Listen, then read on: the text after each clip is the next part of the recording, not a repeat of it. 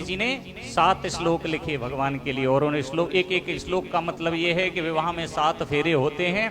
आप इनको 7 फेरे समझ करके मुझे दासी रूप में स्वीकार कर ले। और पंडित जी को वो पत्र दे करके विदा किया कि आप जाओ और भगवान को जाकर के ये मेरा संदेश दे दो। प्रिय भक्तों, पंडित जी चले उसे लेकर के।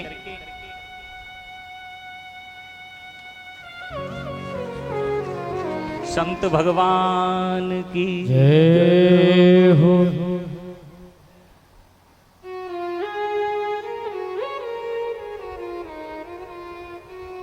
श्री विप्रदेव जब पहुंचे तो उस समय द्वारिका में जब प्रवेश किया तो द्वारिका में दरबार के बीच में भगवान बैठे हुए हैं, और जाकर के रुक्मिणी जी का पत्र भगवान के हाथ में दे दिया और कहा जवाब अभी चाहिए।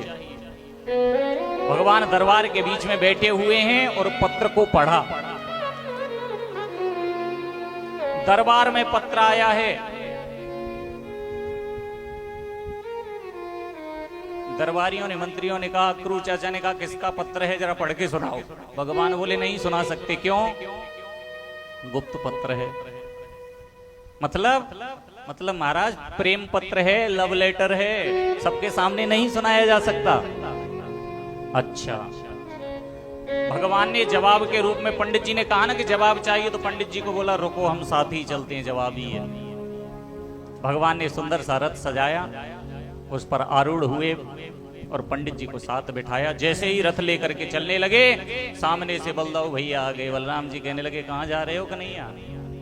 अब कैसे कहें कि ब्याह कर भी जा रहे हैं? भगवान कैसे कहें बड़े भाई के सामने के विवाह करने जा रहे हैं? अब जैसा समय थोड़ी है महाराज, अब तो बात ही बदल गई। अब तो सबसे पहले लड़का ही जाता है, मुझे पसंद होनी चाहिए, जीवन मुझे गुजारना है, घर वालों को थोड़ी गुजारना है। लेकिन उधर कैसे कहें कि हम विवाह करने के लिए जा रहे हैं?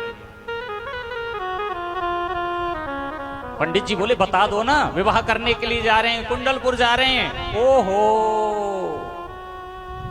मुझे तो ध्यान ही नहीं था। मेरा कन्हैया तो लाखों में एक है, विवाह करने के लिए जा रहे हैं, वहां तो स्वयंवर है, वहां तो और भी राजा आएंगे। कहा कि कन्हैया तुम आगे चलो, हम सेना लेकर के पीछे से आते हैं, कि हो सकता है युद्ध हो। आपको उस दिन अवगत कराया, चंद्रवंश की एक विशेषता रही है, बिना युद्ध के किसी राजा का युद्ध, किसी भी राजा का विवाह नहीं हो। कहने लगे हम सेना लेकर के आ रहे हैं, आप चलो। भगवान पहुंचे और नगर से बाहर पंडित जी को उतार दिया। पंडित जी अपने हाथ में महाराज छड़ी लेकर के घुमाते हुए प्रसन्न अवस्था में जा रहे हैं। रुक्मिणी जी ने देखा कि कुछ समाचार लेकर के आए हो क्या? विप्रव बोले समाचार क्या, साथ ही ले आए हैं।